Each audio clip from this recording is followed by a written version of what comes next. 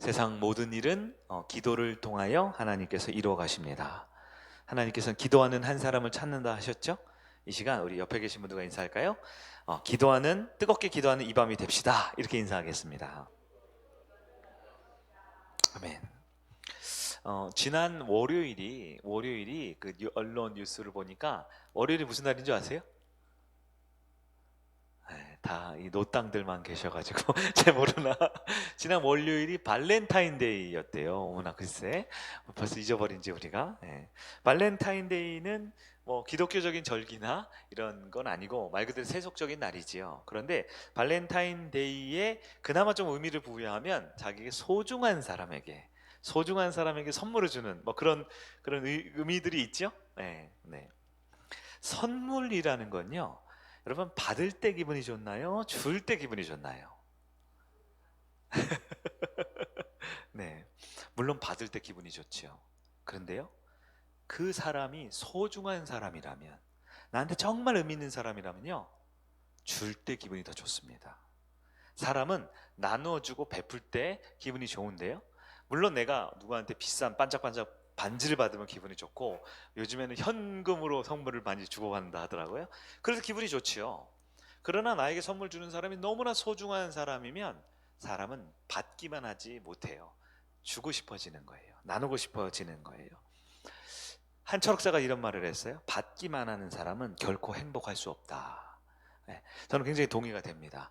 받기만 하면 그것이 당연해지고 그것이 그 특권이 되고 권리가 돼버리면, 받기만 하는 사람은 아무리 많이 받아도요 채워지질 않아요. 그러나 내 것을 나눠주고 내 것이 손해보는 순간, 내가 그 사람에게 진정 소중한 마음을 가지면 더 넉넉해지게 되는 것이지요. 주님의 사랑을 한번 생각을 해봤어요. 제가 주님의 사랑을 우리가 받잖아요.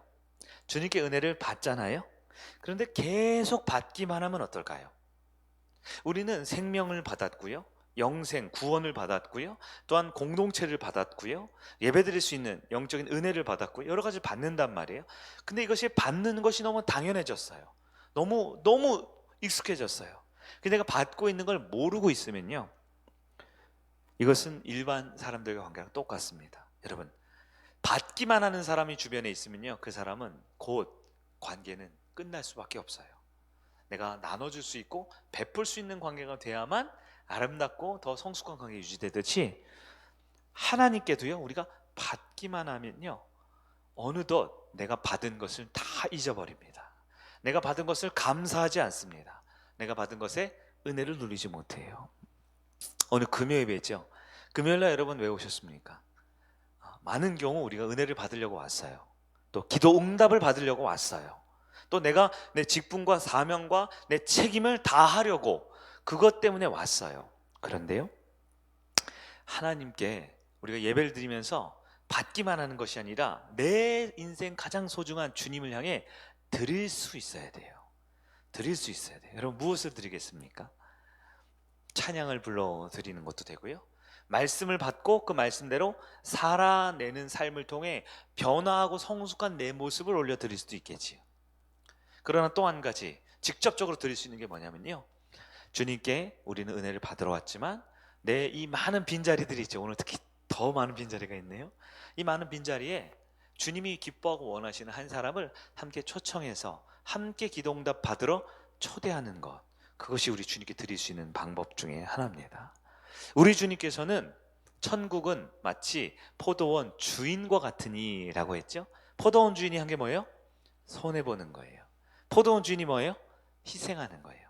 내 것을 나눠줄 수 있는, 그것이 바로 우리 주님이시거든요.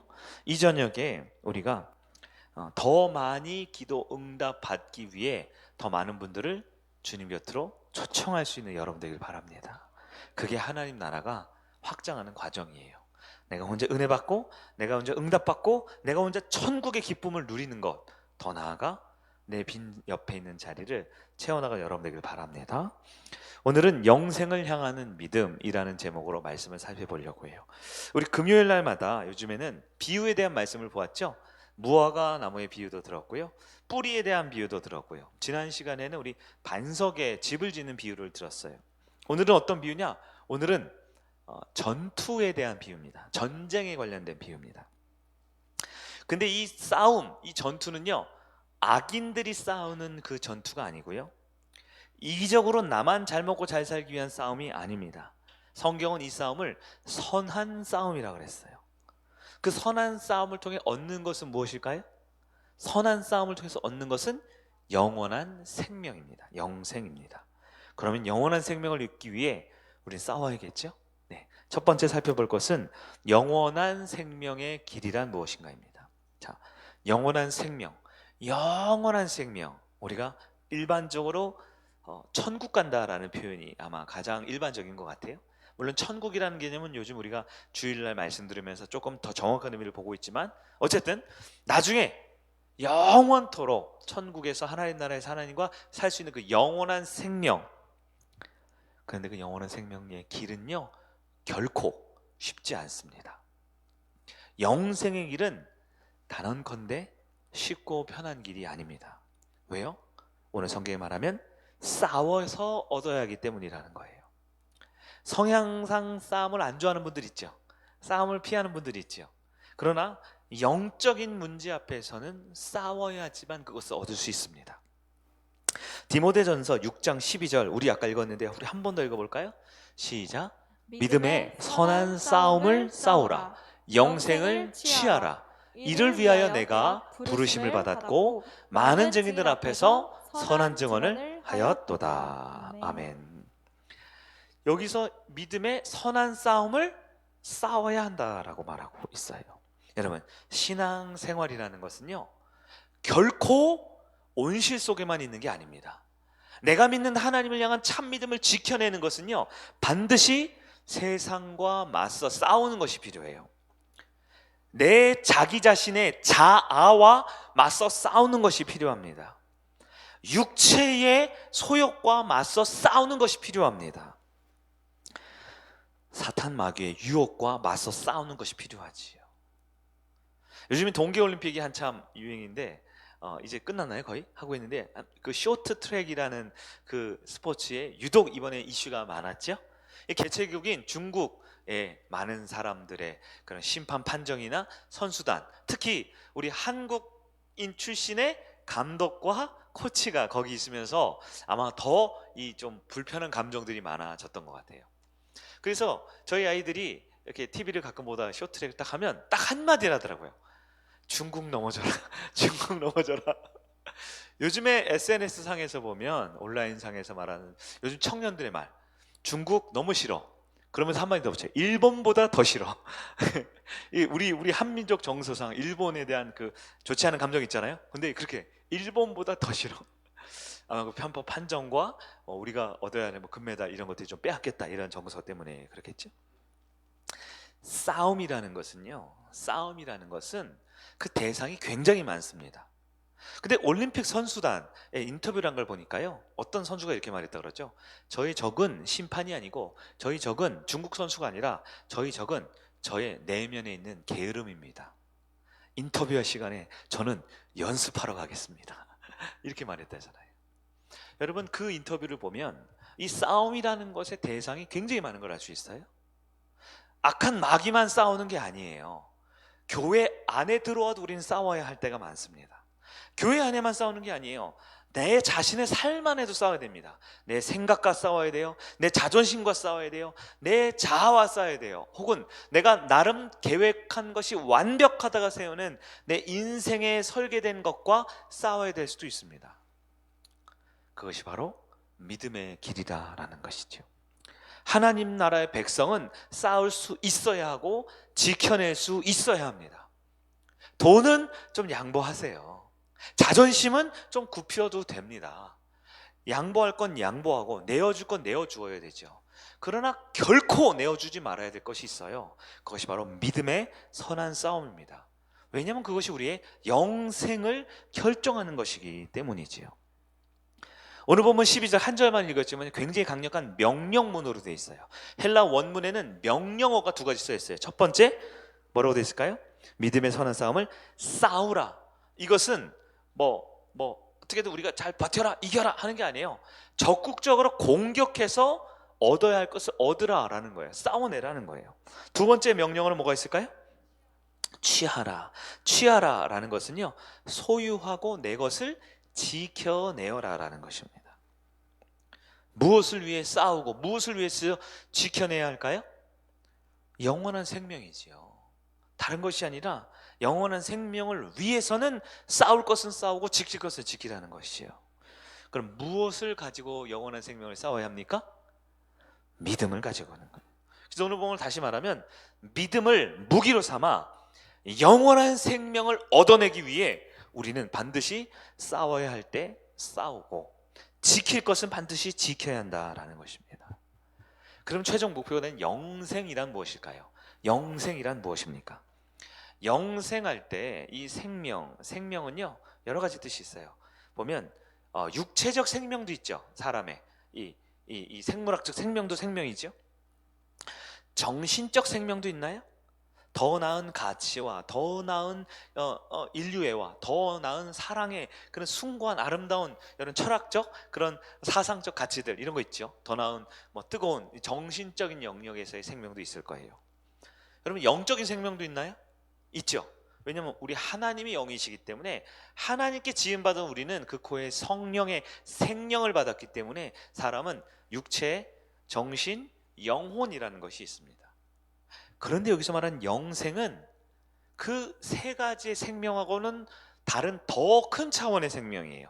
영생은 앞에 있는 영은 성령할 때 영이 아니죠. 영생할 때 영은 영원하다라는 거예요. 그 육체의 생명과 그 정신적 생명과 그 영적인 생명이 어떻다? 영원하다라는 것이 영원한 생명이에요. 그래서 하나님 나라에 잠깐 들어왔다 나가는 손님이 아니라 카페 이용하고 식당 이용하듯 맛집 이용하듯 일주일에 한 번씩 교회 와서 맛있는 밥 먹고 가는 게 아니라 하나님 나라에 영원히 거주하는 주인으로 살게 되는 것이 영생이라는 거예요. 그럼 그 영생은 어디서 얻을 수 있을까요? 언제 얻어야 할까요? 언제 어디서 얻어야 합니까? 성경은 늘 현재 진행으로 말합니다. 영생은요 지금 여기서 얻어야 합니다. 지금 여기서 우리가 영생을 사모하고 영생을 구하고 영생을 확신해야 돼요. 지금은 때가 아니니까요. 좀 다음 주에요. 오늘은 내가 조금 뭐 여러 가지 일들이 있으니까 다음번에요. 그러나 그 다음번이 안 되는 사람들이 대부분이라는 거예요. 우리의 생명은 우리 것이 아니잖아요. 하나님이 정한 날보다 아무리 맛있는 거, 아무리 몸에 좋은 거, 아무리 건강식품 많이 갈아 잡수셔도요 하나님이 정한 날보다 1분 1초 더 사는 사람은 없습니다. 없어요. 내가 아무리 삼겹살 구워 먹었는데 타가지고 이거 먹으면 암 걸리는데 이거 먹으면 안 되는데 아무리 내가 몸에 나쁜 거를 많이 잡수고 그렇게 막 살아도 하나님이 정한 날보다 한두 시간 빨리 가는 사람은 없다라는 거예요. 생명의 주권은 누구에게 있습니까? 하나님께 있어요. 하나님이 정한 날에 가게 돼 있어요. 네. 그런데 그 육체적 생명이 끝이 아니라 그랬죠? 영원한 생명, 그 영원한 생명을 얻어야 하는데요. 언제 얻어야 되는 거예요?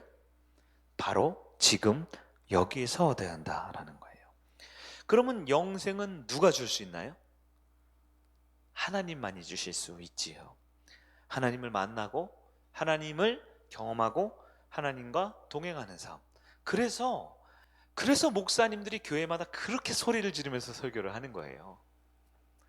기도하라는 설교할 때도 있고요. 전도하라는 설교하려고 할 때가 있겠죠. 그러나 목적은 하나입니다.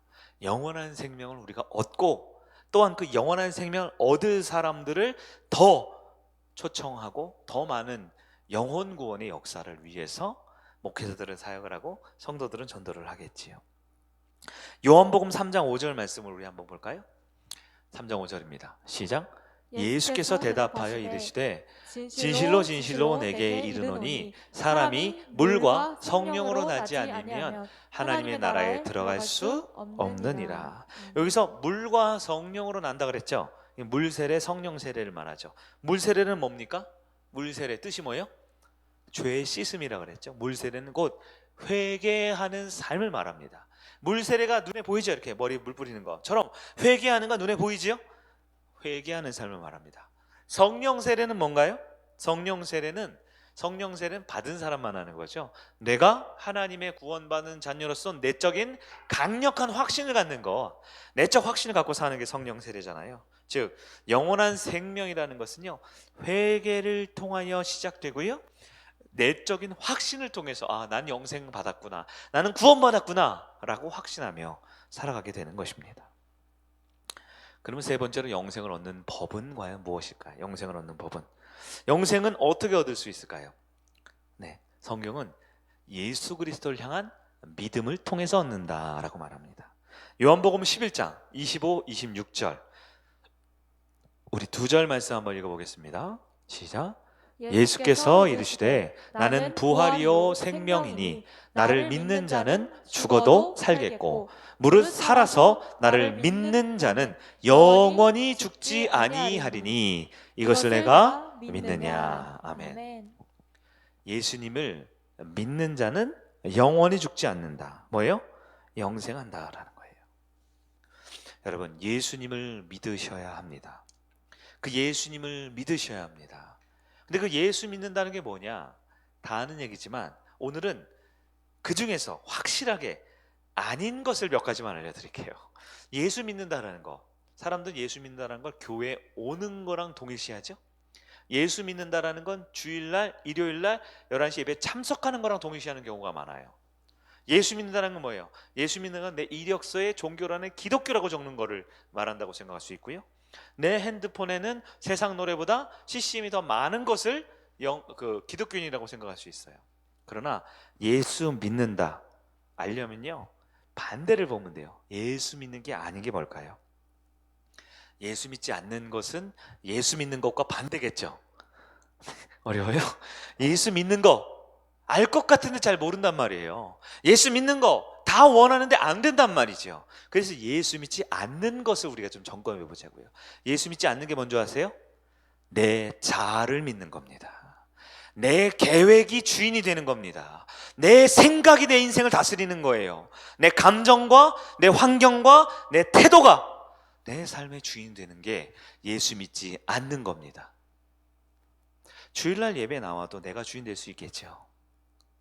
교회 와서 많은 봉사를 하더라도 내 계획과 생각이, 자아가 주인공이 될 수 있어요.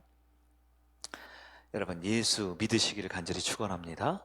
그 말은 내 자아를 십자가에 못 박을 수 있는 거예요. 또 하나, 여러분, 세상을 의지하는 것, 이것도 예수를 믿지 않는 겁니다.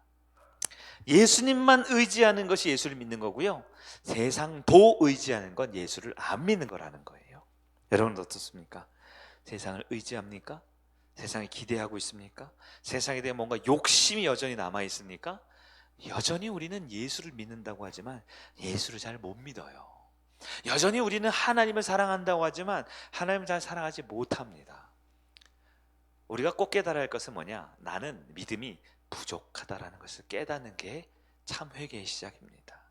나는 여전히 참된 믿음으로 온전한 영원한 생명에 부족할지 모른다라는 두렵고 떨리는 마음이 진짜 겸손한 믿음이라는 거예요. 결핍된 자가 간절해질 수 있어요. 회개할 것이 있는 자가 오늘 나와서 진짜 기도를 할 수 있는 거예요.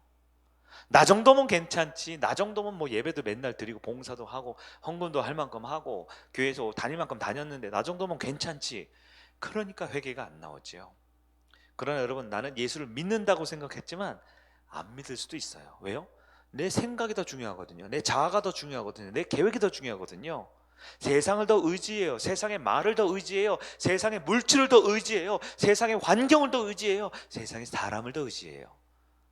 의지할 건 다 세상에 있고 믿고 도움 구하는 건 다 세상에 있으면서 말로는 예수님을 믿는다.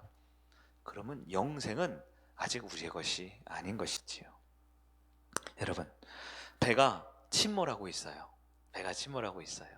영화 타이타닉에도 있었고요, 지난 2014년도에 우리 한국 안에 있는 여러 가지 불미스럽고 힘든 일도 우리 가운데 아픈 기억이 있죠. 근데 진짜 배가 침몰합니다. 이제 여러분이 한 10분, 5분, 10분 후면 이제 배가 가라앉아요. 이제 살 길을 찾아야 돼요. 근데 만약 여러분이 그 배에서 가장 부자예요. 돈이 많아요. 여러분의 그 배 객실에 금은보화가 가득 있어요. 여러분 무엇을 챙기시겠어요? 배가 침몰하는데 여전히 주머니에 황금을 집어넣고, 여전히 주머니에 다이아몬드를 집어넣고, 여전히 이 가슴팍에는 그 증권, 아니죠, 뭐죠? 하여튼 비싼 서류 그런 거 집어넣고 있겠습니까? 우리 같은 사람은 가진 게 없어요. 침몰하는 배에 있어도 뭐 가진 게 있어야 챙기죠. 우리 같은 사람은 챙길 게 딱 하나밖에 없어요. 뭐예요? 구명조끼 하나밖에 챙길 게 없습니다. 우리 주님께서는 언제 우리의 생명을 다시 데려갈까요? 여러분, 영원한 생명을 반드시 먼저 얻어 확신한 여러분 되기를 간절히 축원합니다. 그러려면요, 우리 주님께서는 가족을 버리라 하지 않아요. 돈을 다 내려놓으라고 하지 않아요. 홀딱 벗고 아무것도 없는 세상 가운데 이 맹추에 혼자 길거리 돌아다니라 그러지 않아요. 그러나 영원한 생명을 위해 예수님 외에 다 버릴 수 있느냐를 물어보세요. 예수님을 위해 내가 가진 것을 좀 포기할 수 있느냐를 물어보세요. 내 생각을, 내 자존심을, 내 계획을, 내가 그토록 추구하고 좋아했던 것을 주님을 위해 내려놓을 수 있느냐 물어보세요. 여러분, 내려놓을 수 있습니까? 우리 주는 결코 폭군이 아니에요. 우리가 소중한 거 다 뺏어가고 우리는 가난뱅이 그 거지처럼 살게 하는 분이 아니에요. 그러나 분명 기준은 있어야죠. 하나님 한 분이면 충분하다, 예수님만이면 충분하다라는 그 기준이 여러분에게 있냐 이겁니다. 우리 주님은 영생을 얻는 방법을 예수님을 믿을 때 영원히 죽지 않는다라고 했어요. 그리고 예수님 믿는 건 나를 믿는 게 아니라 그랬어요. 세상을 믿는 게 아니라 그랬어요. 가장 큰 분이 하나님이라는 참 믿음으로 영원한 생명을 차지하는 여러분들에게 축원합니다. 영원한 생명도 성장할 수 있을까요? 영원한 생명도 성장할 수 있을까요? 네. 영원한 생명을 우리가 얻으면요, 나 한 사람 살아나고 끝나지가 않아요. 한 사람 살고 끝나지가 않아요. 혹시 여러분 중에 나는 주님이 주신 은혜와 영생이 너무 커가지고 감당을 못하겠어 이런 분 계세요? 하나님이 은혜를 너무 많이 줘가지고 이 은혜 어떡하지 아까워 죽겠는데, 그런 분 있으세요? 걱정하지 마세요. 은혜를 아무리 많이 받았다고 해서 배 터지는 사람 없습니다. 구원의 확신과 영생을 너무 강력하게 받아가지고 죽는 사람 없어요. 왜냐하면요, 영원한 생명은요 성장하거든요. 영원한 생명이라는 것은 확장되거든요. 하나님 나라는 인구 밀도가 너무 높아가지고 아파트 값이 올라갈 일이 없어요.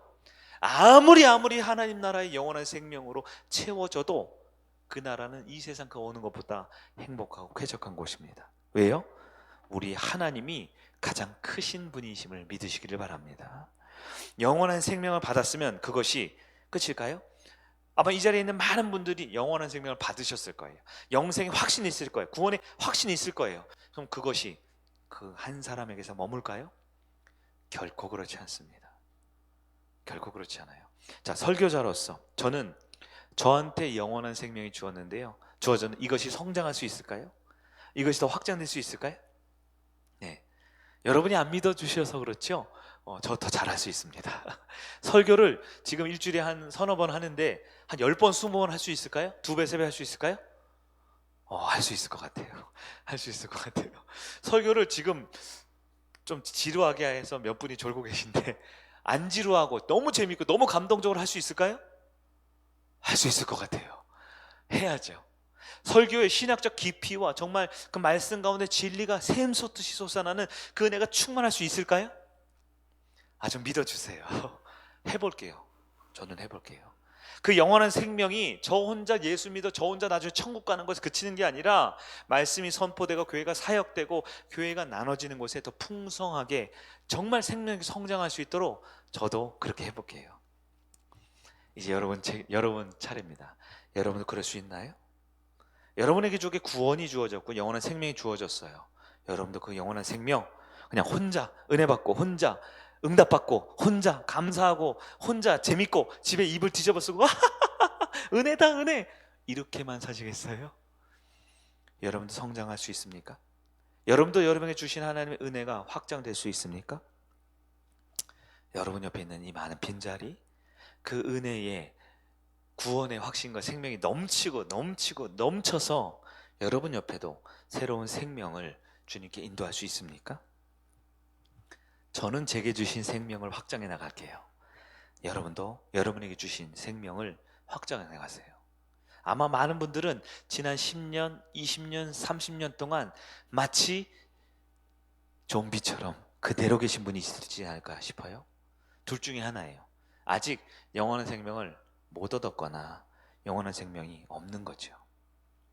진짜 영원한 생명이 있으면 그 생명은요, 살아있기 때문에 반드시 열매를 맺습니다. 단지 전도를 통해 영원 구원만은 아닐 수 있지요. 여러 가지 방법이겠지요. 그러나 생명은 살아있기에 결코 제자리 걸음을 할 수가 없는 거예요. 저도 성장할 테니까요, 여러분도 성장해 주세요. 여러분도 여러분의 믿음이 성장하고 여러분의 지경이 넓어지고 여러분의 선교적 비전으로 생명을 구원해 내고, 내가 언제 주님 앞에 부름받을지 모르지만 주님 부름받는 날까지 주님 기뻐하시는 영혼 구원에, 또한 제자 삼는 일에 여러분도 믿음이 또한 생명이 성장하기를 간절히 바랍니다. 그럼 무엇을 여러분 구하며 사실까요? 말씀이 이제 결론 향해 가고 있습니다. 여러분, 지난 한 주간 무엇을 그렇게 열심히 구하며 사셨어요? 혹시 돈 많이 벌려고 사셨어요? 돈 벌어야죠. 돈, 주님이 우리에게 하나님 나라 백성으로 살게 하기 위한 도구로 활용할 수 있는 여러 가지 그런 유용한 수단으로 우리에게 돈을 주셨거든요. 물질을. 돈 벌어야죠. 근데 그게 목적이었나요?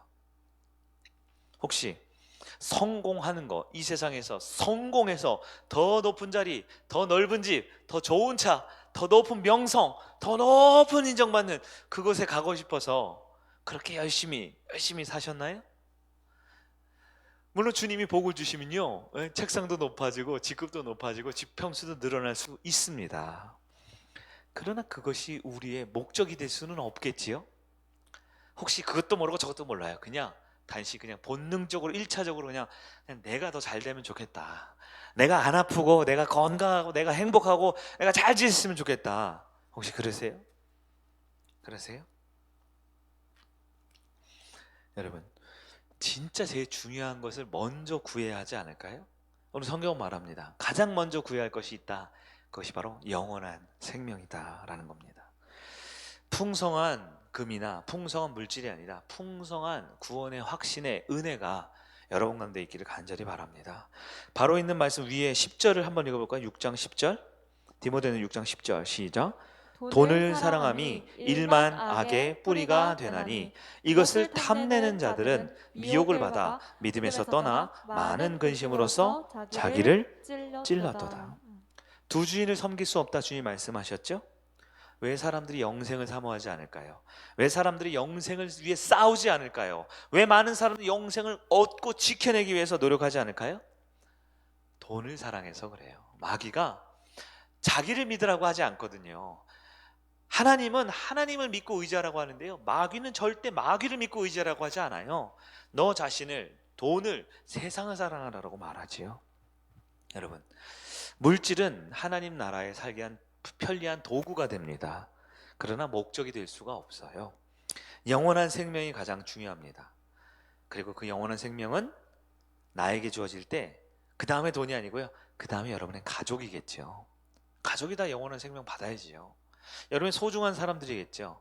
애인이든 남편이든 혹은 친한 친구든 여러분 그 소중한 사람들 영원한 생명 가져야 하지 않겠습니까? 왜 영원한 생명 없는데 놔두세요? 왜 그걸 놔두십니까? 여기 계신 분들은 제가 믿어 의심치 않습니다. 하나님의 분명한 믿음 갖고 있는 것 같아요. 근데 그것으로 만족하시고 이제 좀 잘 먹고 잘 사는데 마음 쓰시겠습니까? 디모데전서 6장 12절 우리 한 번만 더 읽을까요? 12절 시작.